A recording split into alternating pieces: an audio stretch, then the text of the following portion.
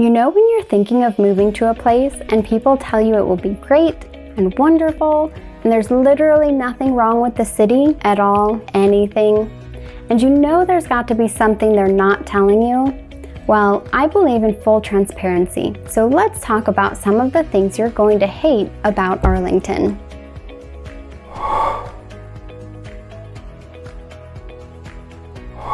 Probably the biggest reason you're going to hate living in Arlington is how expensive it is. Compared to living in the rest of the US, Arlington is nearly 70% more expensive. Even compared to the rest of Virginia, you're looking at a cost of living that's about 60% more expensive. And if you thought you were catching a break living in Arlington rather than DC, think again. Arlington is still about 10% more expensive. So what exactly is contributing to this outrageous cost of living? Well, primarily it's housing, which, as you can see here, is over double the cost of the rest of the US. This means that if you're able to find a great deal on a house or find other ways to balance out the cost of housing, it may not be as much of a painful transition. Even if you're not worried about the cost of living, this next one will definitely get to you. Traffic in Arlington, although it's fallen from its 2020 ranking as one of the worst commutes in the US, is still pretty bad. One of the main reasons for all the traffic is the simple fact that there are lots of people in a small space going to the relatively same destination. Plus, there are the occasional crashes and road closures, and you've got an extra 15 minutes to your commute. One unexpected upside of sitting through traffic is that you can take the time to decompress before or after wherever you're going, or maybe even both. You can listen to your favorite music, or your passenger's favorite music, or, my personal favorite, you can listen to a podcast or audiobook.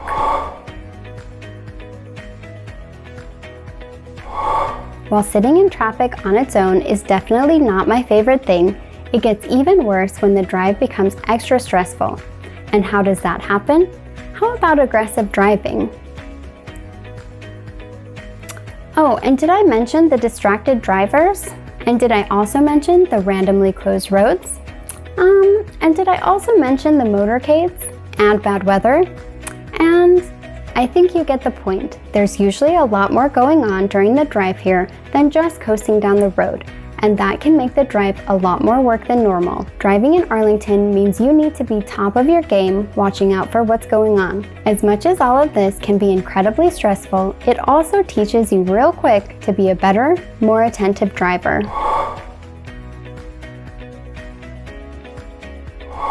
I grew up in a fairly small town, so coming to Arlington was a bit of a surprise with how many people are squeezed into a little tiny space. If you're in a similar situation, or even moving from a relatively big, but not quite this big city, it may take some time to get accustomed to all the people.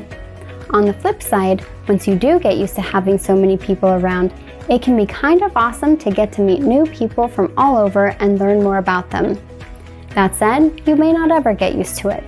As much as I've grown to love interacting with so many different and interesting people, there are still times that I need to get away from the crowds. Thankfully, there are plenty of places not that far away to get out and enjoy some relatively uncrowded spaces.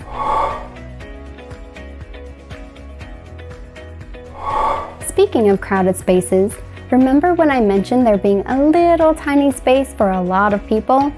Well, it's also a little tiny space that has a lot of buildings for all of those people.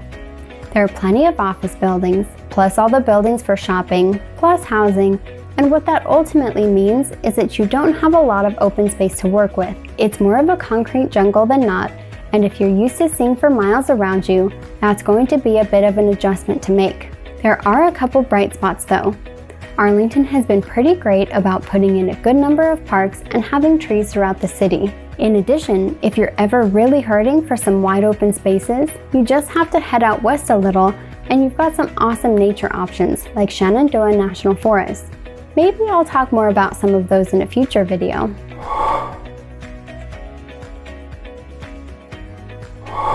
Okay, so we've talked about why Arlington is the worst place to live, but let me wrap up on a high note by saying that even with all these downsides, it's still actually a pretty great place to live. That said, it might not be the right place for you, but there are also other spots that might be a better fit. Let's chat and see what the best option is for you. And while you're here, check out some of my other videos.